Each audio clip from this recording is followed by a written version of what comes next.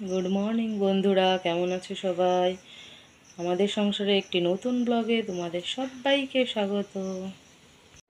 জানো তো বন্ধুরা, সকাল সকাল বেশ আনন্দেই ছিলাম। একটা নতুন দিন খুব সুন্দরভাবে কাটবে, সবাই তো সেটাই আশা করে, তাই না?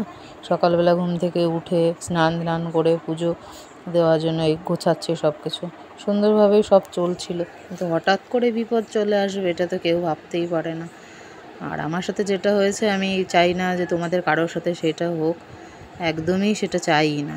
সবাই ভালো থাকো, সুস্থ থাকো, সেটাই সবসময় প্রার্থনা করি।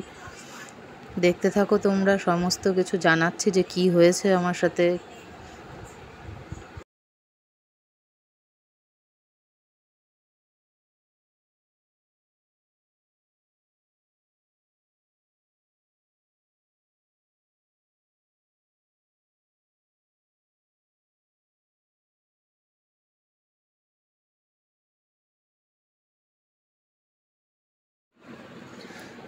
পুজো সেরে ঘরে গেছি ছেলেকে তুলতে,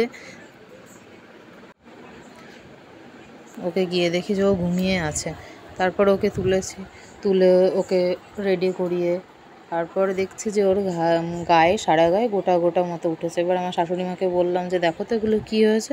তো উনি দেখে বলছে যে এগুলো নাকি হাম উঠেছে। অনেকে মায়ের দয়া বলে, তোমাদের ওখানে কে কী নামে বলো কি আমি জানি না, জেনে থাকলে আমাকে জানিও। আর আমাদের এখানে তো সবাই বলে হাম উঠেছে বা মায়ের দয়া উঠেছে।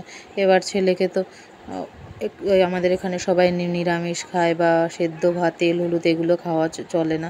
এবার আমি ভাবছি কি ঠিক আছে, তাহলে ও তো বাচ্চা মানুষ, ও তো আর এগুলো পালতে পারবে না, তাহলে আমাকেই করতে হবে, আমি তো মা। এবার আমি করব। ও বাবা, যে এই রান্নাঘরে গেছি আর বটিতে পা পড়েছে, আর বটি ছিটকে এসে পায়ে লেগেছে, পুরো পা কেটে গেছে আমার। এবার আর যন্ত্রণা ব্যথা, তাহলে আর কী করব বলো? ওই জন্য এই দুদিন কোনো ভিডিওই আপলোড করতে পারিনি। এখানে অল্প কিছু একটুখানি শর্ট মতো করে তোমাদের দেখাচ্ছি, তোমরা এটুকুই দেখো।